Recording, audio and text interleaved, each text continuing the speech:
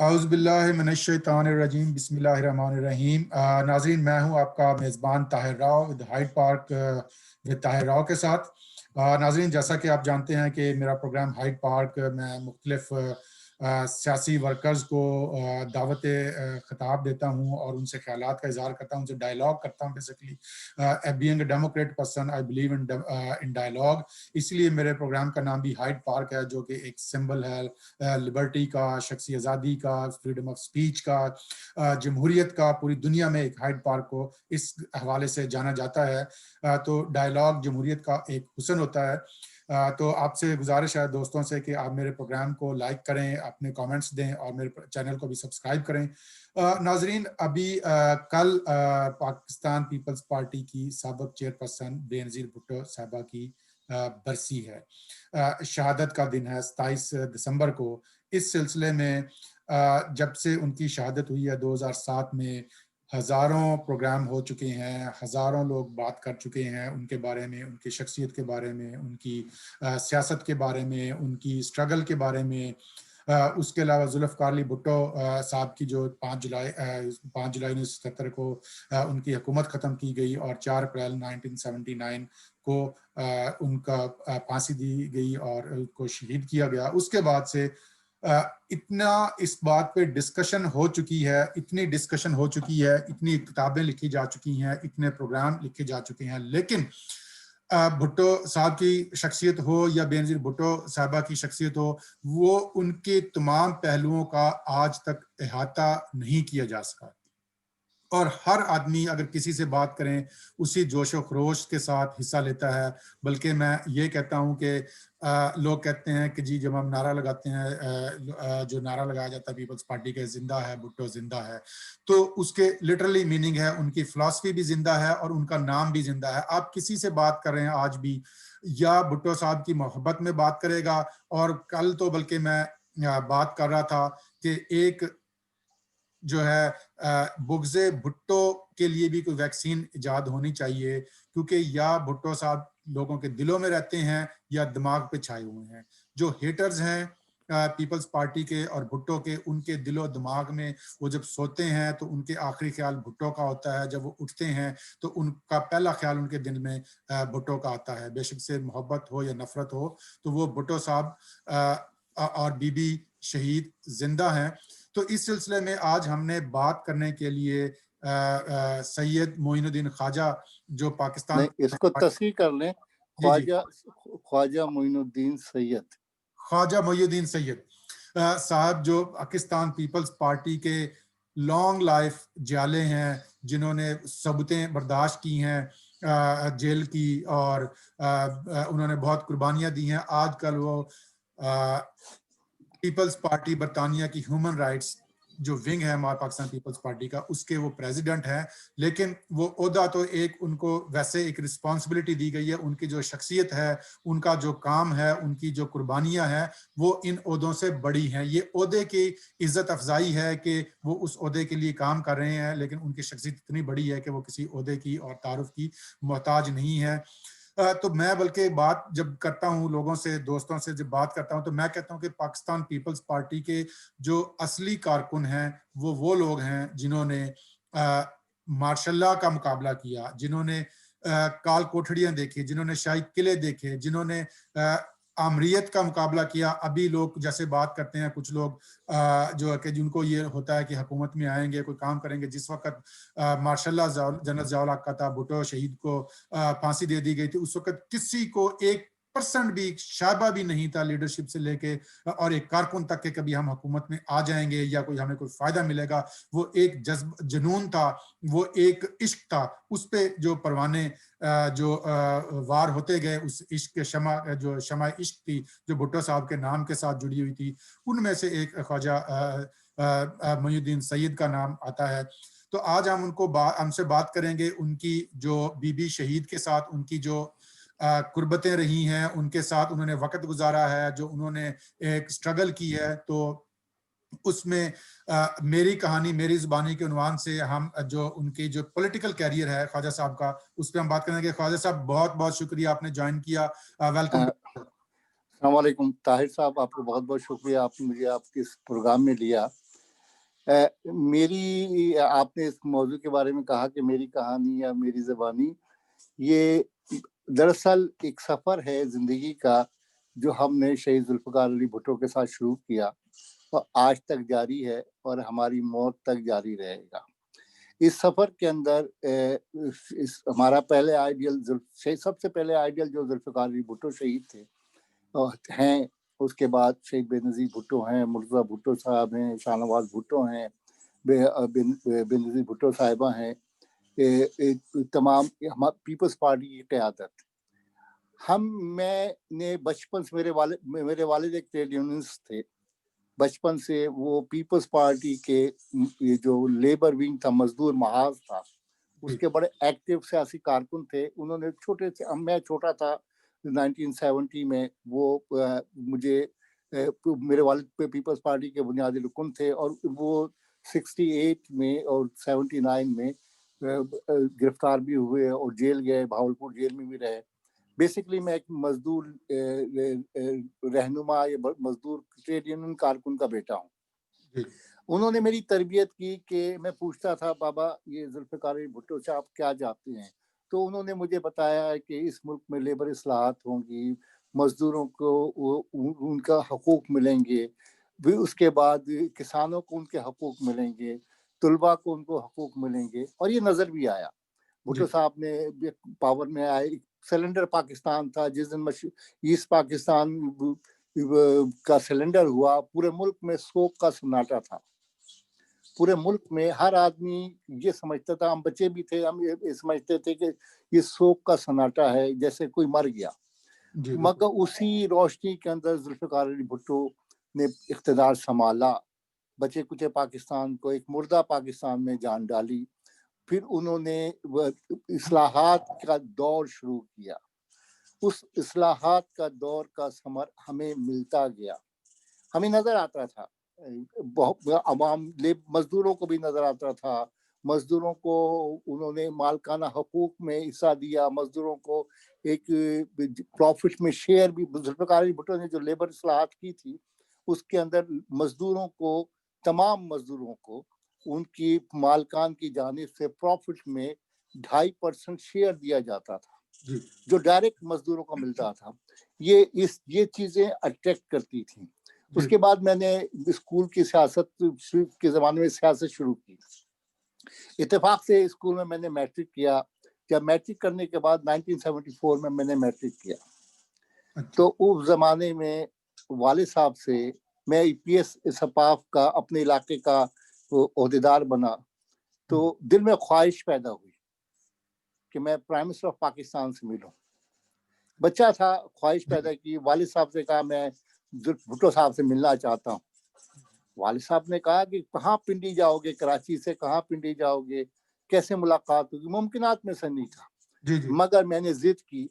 मेरे वालिद साहब ने मुझे 100 रुपया दिया कि उन्होंने कहा ये 100 रुपया है, अब मुलाकात करना तुम्हारा काम है, मैं नहीं कह सकता। तो उस जमाने में फोन होते थे, मैंने डायरेक्टरी से नंबर तलाश करके प्रेसिडेंट के, प्राइम मिनिस्टर के मिलिट्री सेक्रेटरी को फोन कर दिया।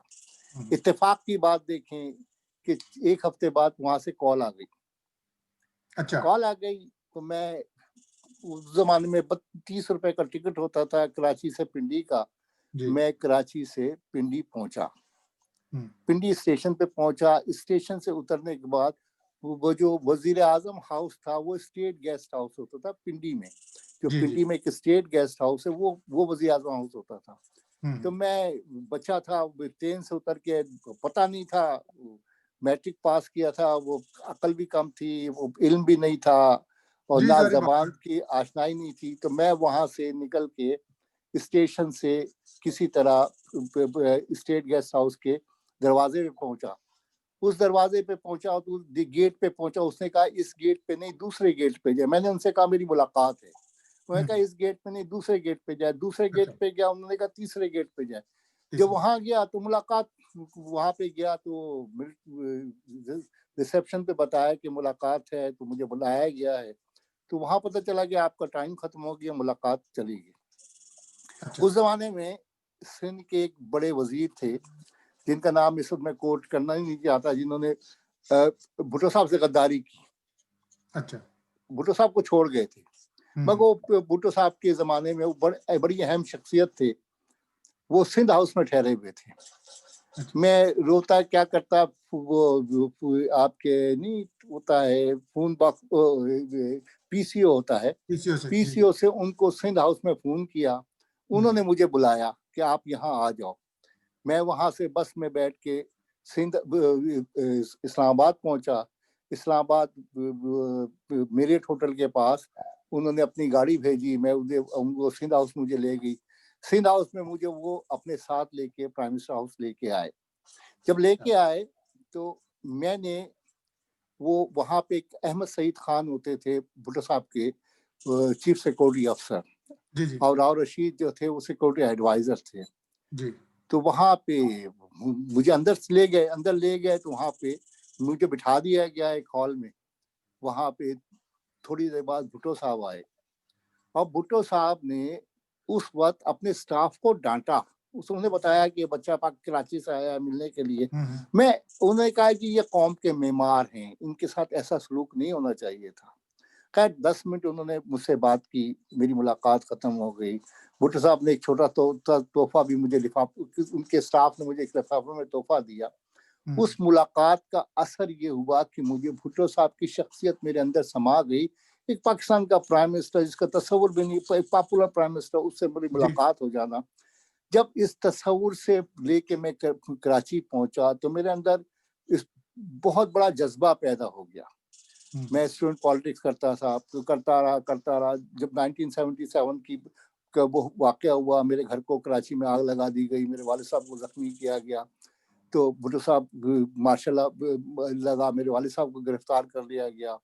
तो उसके बाद फिर हमने अलम में बगावत उठा लिया और उस अलम में बगावत के नतीजे में भुट्टो साहब को फांसी हो गई। हम जदोजहद जेलों में थे, जेलों से बाहर निकले, फिर हमने एक जेल में कितना असर है? जेल में आपको मैं 78 से लेके 79 तक जेल में रहा। अच्छा। फिर उसके बाद मैं 1982 में गिरफ्तार हुआ और 1987 में मैं दोबारा रिलीज हुआ। फिर 1991 में 90 के एंड में गिरफ्तार हुआ और 93 के एंड में दोबारा वहां से रिलीज हुआ। अच्छा। टोटल 8-9 साल का अरसा बनता है। इस अरसे के अंदर शाही किले में भी रहे हैं, पाकिस्तान की मुख्तलिफ जेलों में रहा। तो पहली दफा जब आप जेल में गए तो उस वक्त आपकी क्या उम्र थी? उस वक्त मेरी 19 साल मेरी उम्र थी कि मैं कराची जेल गिरफ्तार हुआ। पहली मरतबा गिरफ्तार हुआ 1978 में और 1 साल के बाद मैं वहां से रिलीज हुआ 1979 में। उसके बाद भुट्टो साहब को फांसी हो गई तो मैं स्ट्रगल के मराहल में चला गया, क्योंकि वो स्ट्रगल के वो ऐसी स्ट्रगल थी कि उन्होंने हमारे भुट्टो साहब को शहीद किया था। नौजवान थे, जज्बा था। उस 3 साल का अरसा जो था हमने बेइंतहा स्ट्रगल में गुजारा। तो वो स्ट्रगल या तो हुकूमत पाकिस्तान जानती है, हम जानते हैं, जिन्होंने हमें मारा है वो जानते हैं या हम जानते हैं। लोगों को बताने का मकसद को नहीं है। एक बेइंतहा पीक की स्ट्रगल की। उसके बाद हमें गिरफ्तार कर लिया गया, स्पेशल शाही किले में रखा गया। शाही किले में 18 महीने शाही किले में रहा। उसके बाद पाकिस्तान की मुख्तलिफ जेलों में रहा, कोट लखपत जेल में रहा, साहिवाल जेल में, मुल्तान जेल। तो आप पे चार्जेस क्या थे उस वक्त? क्या आपको वो चार्जेस वहां पे एक FIR काटी गई थी लाहौर में। पाकिस्तान में 2 ओपन FIR काटी गई थी, एक कराची में और एक लाहौर में। 211/81 211/81 एक FIR उन्होंने काटी थी कि भुट्टो साहब को फांसी दी गई। उस फांसी के नतीजे में कुछ लोगों ने, जिसमें मुर्तजा भुट्टो, शाहनवाज भुट्टो और मुख्तलिफ लोगों के नाम थे, वो और इनके नामालूम साथियों ने मार्शल में के खिलाफ बगावत की।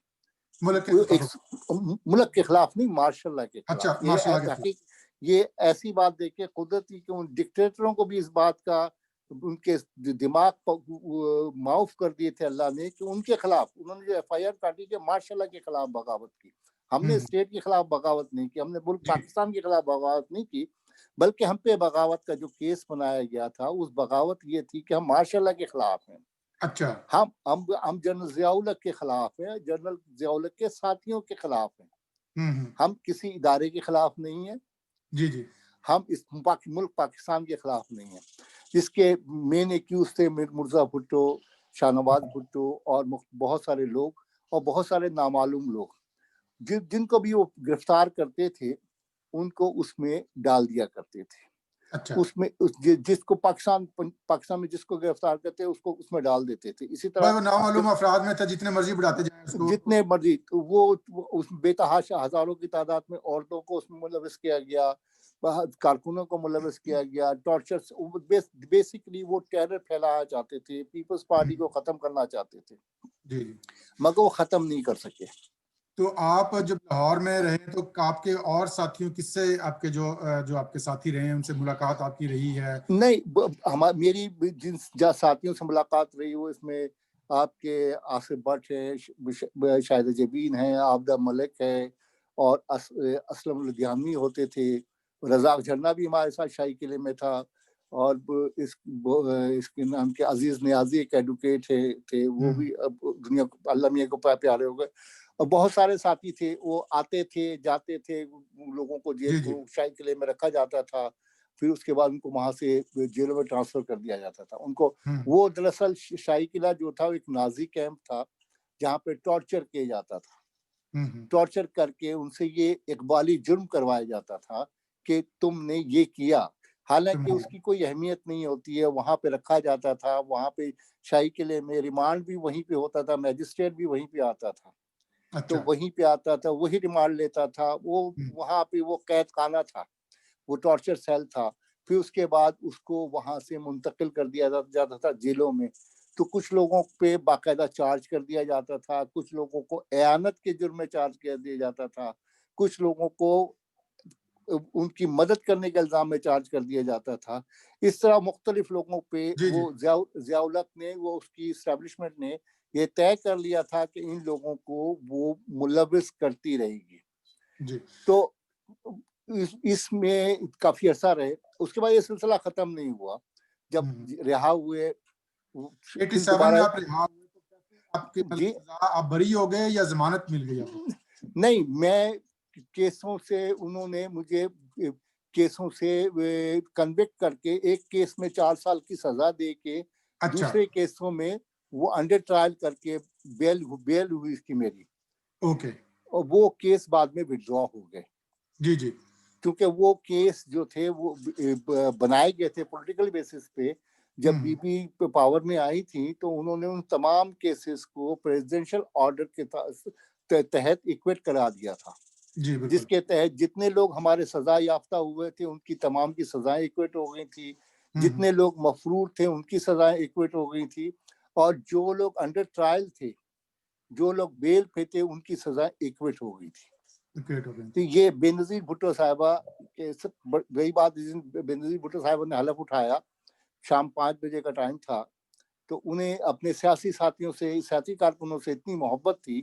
5 बजे हलफ उठाने के बाद सबसे पहले उन्होंने सेक्रेटरी इंटीरियर को बुलाया जी कि सेक्रेटरी इंटीरियर कौन है। वो भागा भागा आया, SK महमूद सेक्रेटरी इंटीरियर होता था। जी। उसको बुलाया, उसने उनसे कहा कि आप एक काम करें, सबसे पहले मेरे पास वो लिस्टें लेके आए इस मुल्क में जितने सियासी कैदी जेलों में मौजूद हैं, जो जियाउल हक के माशाल्लाह का टॉर्चर का शिकार बने, सजा याफ्ता, उनकी लिस्ट लेके आए।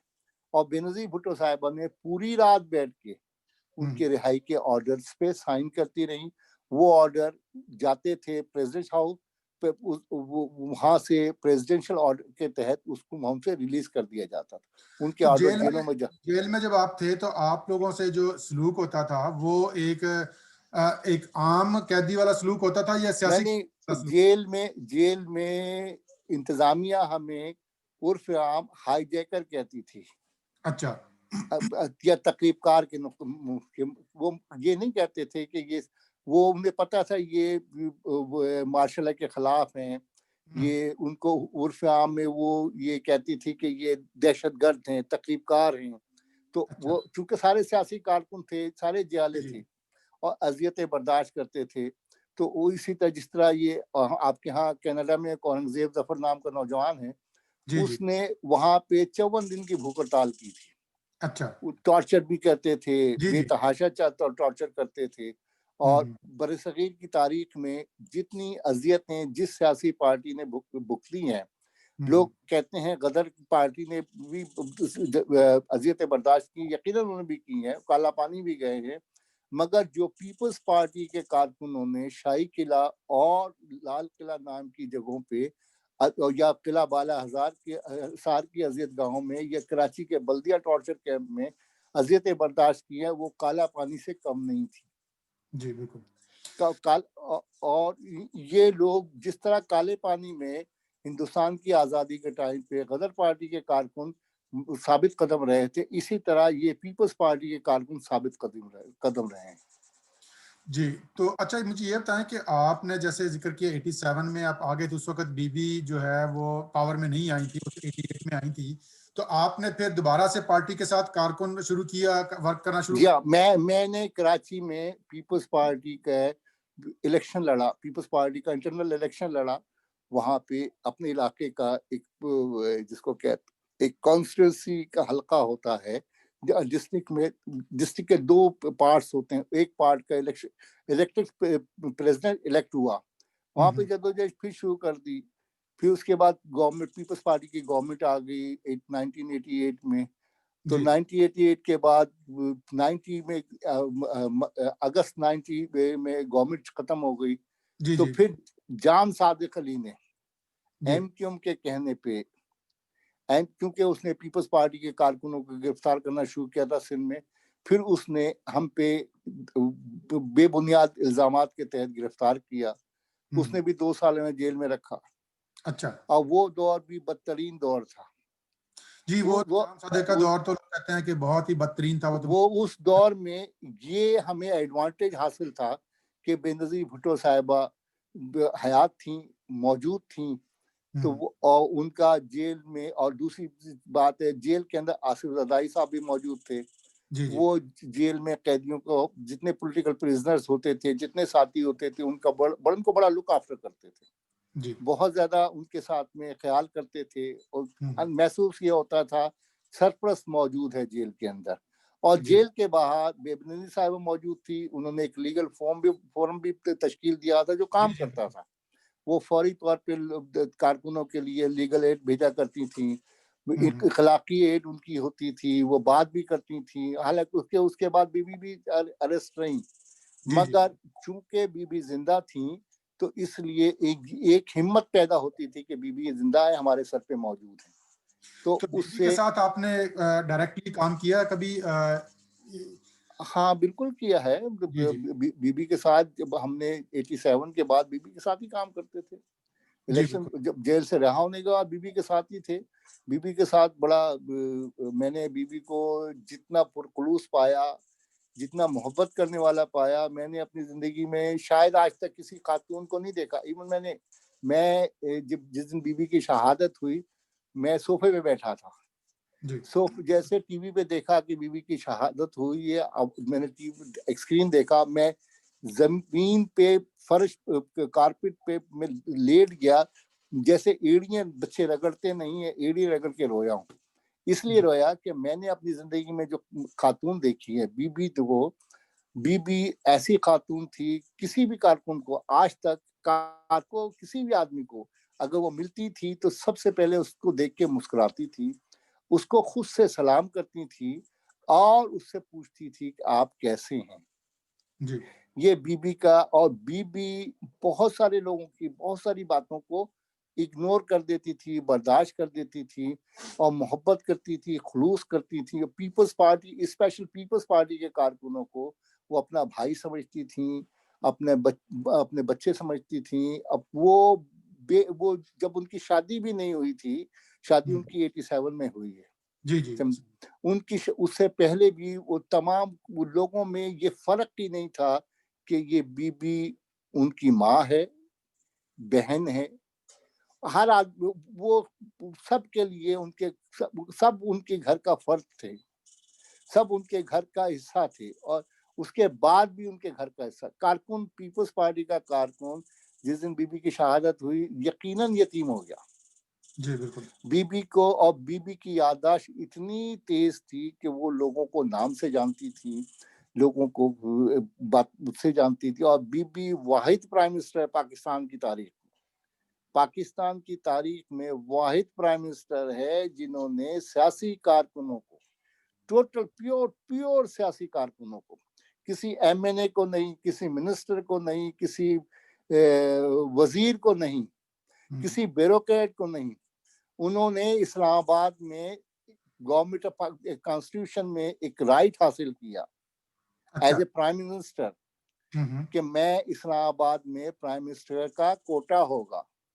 इस्लामाबाद के जितनी भी हाउसिंग बनेगी उसमें प्राइम मिनिस्टर का कोटा होगा जी। उस कोटे के तहत बेनजीर भुट्टो साहिबा ने, वो वाहिद खातून है, वाहिद प्राइम मिनिस्टर है, वाहिद सियासी लीडर है जिन्होंने प्योर सियासी कारकुनों को प्लॉट दिए और ये कहा कि ये इस्लामाबाद जो बनाया गया है सिर्फ ब्यूरोक्रेट्स के लिए नहीं, जर्नलों के लिए नहीं है, मरात याफ्ता लोगों के लिए नहीं, बल्कि सियासी कारकुनों का भी। और उन्होंने तमाम अपने जो साथी जिन लोगों ने सफर किया, तकरीबन जिन्होंने लंबी अर्सा जेलों में रहे, 240 से 260 तक बनते थे, उनको उन्होंने इस्लामाबाद में प्लॉट दिए, जिसमें मुझे भी दिया, औरंगजेब जफर को भी दिया, और भी बेतहाशा दोस्त ने जिन लोगों को दिया। और ये कहा कि उन्होंने एक शिक भी लगाई कि कहीं ये बेच ना दें। उन्होंने कहा इस पे घर बनाना, और ये बनाना कि तुम, बीबी ने इसलिए कहा था कि अजियतें तुमने इस मुल्क के लिए बर्दाश्त की हैं और इस मुल्क के दारुल हुकूमत में रहने का हक तुम्हें भी है। जी बिल्कुल। तो ये बीबी का बड़ा कारनामा है, और बीबी कलम की बहुत ज्यादा सखी थी। जी। बीबी अब जब पीपल्स पार्टी ने पहली मरतबा गवर्नमेंट हासिल की, तो आज जिस तरह आज इमरान खान है, कहता है हमारे पास नौकरियां कहाँ, इसने लोगों से वादा किया था 1 करोड़ नौकरियां देंगे, किसी नौकरी का कोई पता नहीं। बीबी ने कोई वादा नहीं किया था नौकरियों का, मगर उन्होंने तमाम, जैसी प्राइम मिनिस्टर बनी, उन्होंने एक डिपार्टमेंट बनाया जिसको प्लेसमेंट ब्यूरो का नाम दिया। जी बिल्कुल, प्लेसमेंट। और बीबी ने तमाम डिपार्टमेंट से कहा जितनी जितनी वैकेंसीज खाली हैं वो आप हमें यहाँ पे ला के दें। जी बिल्कुल। और उस डिपार्टमेंट के जरिए बिला तस्कीस बगैर किसी सिफारिश के, जी बिल्कुल, लोगों को हजारों की तादाद में नौकरियां दी गई। इसी तरह बेनजीर साहिबा ने पहले ही अपने दौर में हजारों की तादाद में नौकरियां दी, और बेनजीर साहिबा ने अपने पहले दौर में जितने भी मुलाजमीन को निकाल दिया गया था, मुलाजमत से उनको सबको बहाल किया। इसीलिए पीपल्स पार्टी की लीडरशिप लोगों को नवाजती है, कारकुनों को नवाजती है, आम आदमी को नवाजती है। और जिस तरह नौकरियां दी गई थी पाकिस्तान की तारीख में, मैंने नौकरियां आज तक देखी नहीं है। जी बिल्कुल। पीपल्स पार्टी ने हमेशा रोजगार, तो जब भी आया है पीपल्स पार्टी ने हमेशा रोजगार दिया है, और एक रौनक इकोनॉमी में भी लग जाती है, और स्पेंडिंग और प्राइसेस, जो स्पोर्ट प्राइसेस किसानों की बढ़ाना। अच्छा, इसमें एक इशू जो जनरली लोग तनकीद करते हैं उस पर, वो ये है कि पार्टी के कारकुनों को, इतने बड़ी पार्टी है और इतने लोगों की कुर्बानियां हैं कि बस जो मिल गया, जिसको मिल गया, जो बहुत सारे लोग बेचारे जो है ना इस दौड़ में पीछे रह जाते हैं। तो अगर पार्टी बजाय ऐसे इंडिविजुअल कारकुनों के काम करने के कोई ऐसे प्रोजेक्ट शुरू करे जिसे ओवरऑल, नहीं, मैं आपके बताऊं कि बहुत, मैं जो सच बात ये है, जिस कारकुन ने भी सफर किया, जिस कारकुन ने भी सफर किया, पीपल्स पार्टी की जदोजहद में हिस्सा लिया, पीपल्स पार्टी ने कभी उसको मायूस नहीं किया। जी बिल्कुल बिल्कुल। उसको जिस बहुत सा, और पीपल्स पार्टी के अलावा भी आम लोगों को भी उसके सम्राट मिले हैं, कारकुन के अलावा। बेतहाशा, मिसाल के तौर पे मैं हूं, मैंने नौकरी नहीं ली, मगर मेरे भाई को नौकरी दी गई, मेरे किसी अजीज को नौकरी दी गई। जो लोग, बहुत सारे हमारे मुल्क में एक आदत सी है कि हमें बहुत सारे, हम भी कहते हैं हमें क्या दिया, वो गलत कहते हैं। देखें, हम उस खानदान ने लोगों को बेतहाशा दिया। मुझे प्राउड है कि बेनजीर भुट्टो फैमिली ने मुझे जबान दी, मुझे अकल दी, मुझे बोलने की सलाहियत दी। जी बिल्कुल। समझे, मुझे शऊर दिया। उसके बाद उन्होंने मेरे माशी मसाइल हल करने की भी कोशिश की। जी बिल्कुल। जरूरी जरिया मिसाल के तौर पर मैं इंग्लैंड में रह रहा हूँ, तो यहाँ भी मैं पीपल्स पार्टी के नाम पे रह रहा हूँ, जी बिल्कुल। क्योंकि यहाँ की गवर्नमेंट ने एक्सेप्ट किया कि मैं पीपल्स पार्टी का कारकुन हूँ, जी और बिल्कुल। जिस बुनियाद पे मुझे स्टे दिया गया। जी बिल्कुल। पीपल्स पार्टी को ये समझते हैं, वर्ल्ड डेमोक्रेटिक कंट्री समझते हैं पीपल्स पार्टी एक पॉलिटिकल पार्टी है, और वो पाकिस्तान में विक्टिमाइज हुई है, और जी बिल्कुल। विक्टिमाइज होती है, हमेशा होती है। इसलिए इन्होंने रिकॉग्नाइज किया, तो यहाँ पे मेरे मसाइल हल हुए। दूसरी बात, पाकिस्तान में भी हर सियासी कारकुन को किसी ना किसी हवाले से वो उसकी अशोई करने की कोशिश की, मगर हमारी जो पीपल्स पार्टी की ग्राफ लो होने का नतीजा है, उसमें इस्टेब्लिशमेंट का बड़ा हिस्सा है। दूसरी चीज है कि वहाँ पे हमारी सेकंड क्लास लीडरशिप जो है, वो हमारी पार्टी के कारनामों को लोगों पे मुतारिफ नहीं कराती। जी। हम ये कहते नहीं है कि फला को, हम पीपल्स पार्टी ने अपने दौर में कितने लोगों को रोजगार दिया, कितने बेनजीर इनकम सपोर्ट का प्रोग्राम पीपल्स पार्टी ने किया। जी बिल्कुल। इससे पूरे पाकिस्तान के लोग मुस्तफीद होते हैं। गरीब लोग को अगर 10-20 हजार रुपए मिल जाते हैं, ये पीपल्स पार्टी का कारनामा है, इमरान खान का कारनामा नहीं है। जी बिल्कुल। ये मुस्लिम लीग नून ने नहीं किया। बिल्कुल। ना मुस्लिम लीग नून ने नौकरियां दी हैं अभी हमारे साथ पीडीएम में, मगर हकीकत ये है, पीपल्स पार्टी ही नौकरियां, मुलाजमतें लोगों के लिए क्रिएट करती हैं।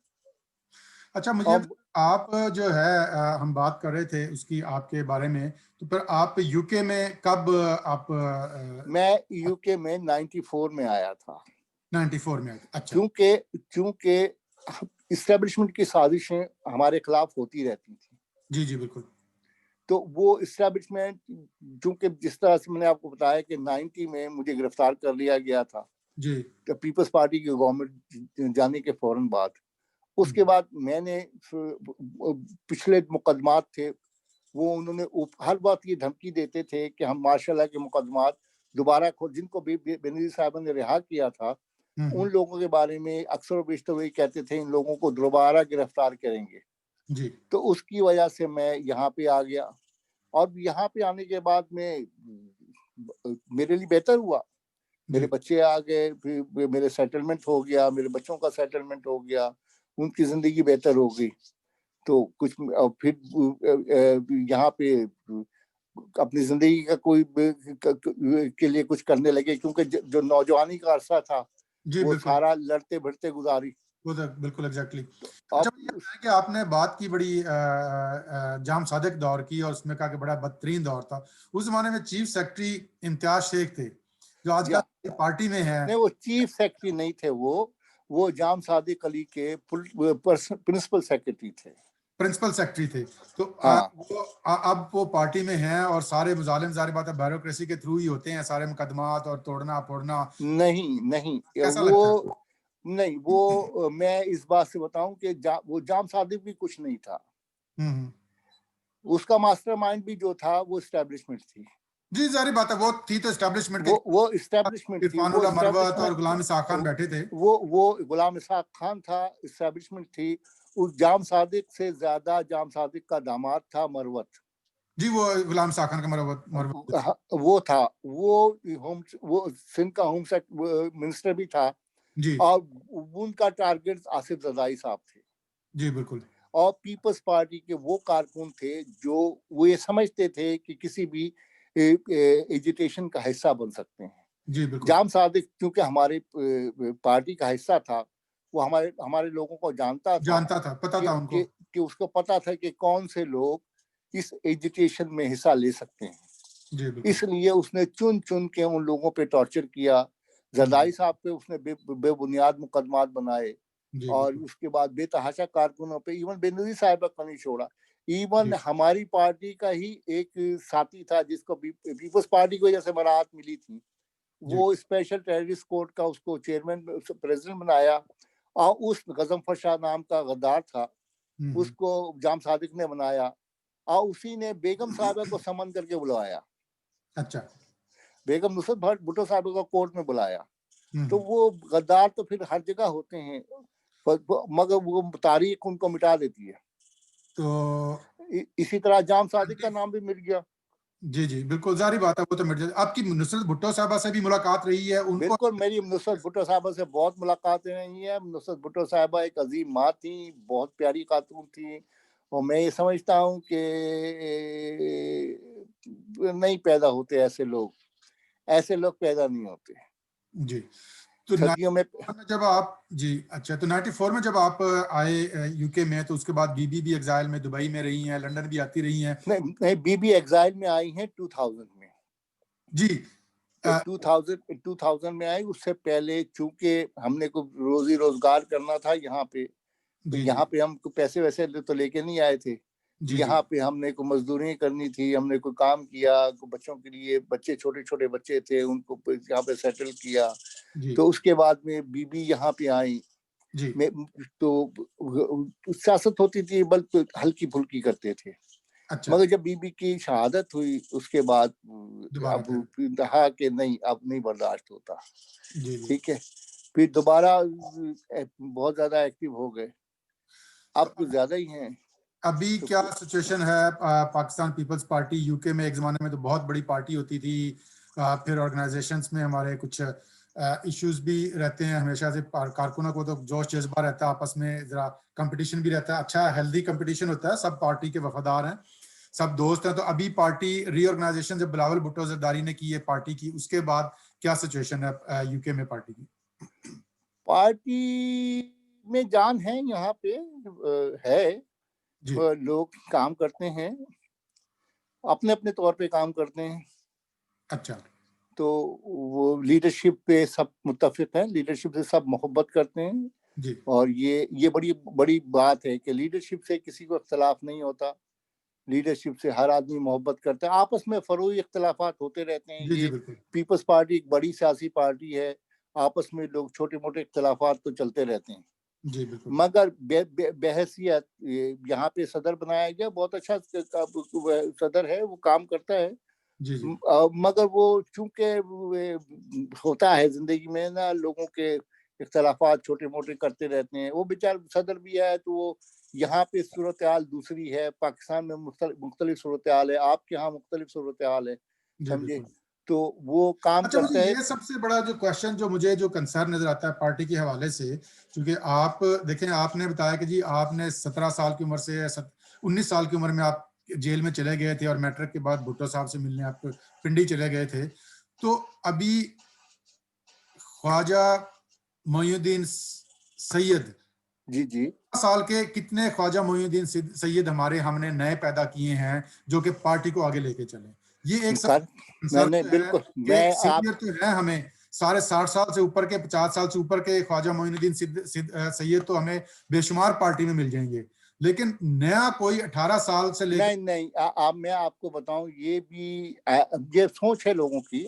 मेरी मैं कोशिश करता हूं, अपने बहुत सारे नौजवान दोस्त साथी हैं, उनको प्रमोट करने की कोशिश करता हूं। वो काम करते हैं, और मैं ये समझता हूं जी अपनी दानिश में जितने नौजवान हमारी पार्टी में इस वक्त काम कर रहे हैं, वो मुझसे ज्यादा बेहतर कर रहे हैं। जी मुझसे, मैं ट्विटर पे देखता हूं, आजकल सबसे बड़ा मॉडर्न ट्विटर है, जी और ट्विटर पे जो हमारे नौजवान, बेलौस नौजवान काम कर रहे हैं, जी जी जितने लोग बेलौस नौजवान काम कर रहे हैं, वो उनको वो हमसे ज्यादा मेहनत से काम कर रहे हैं।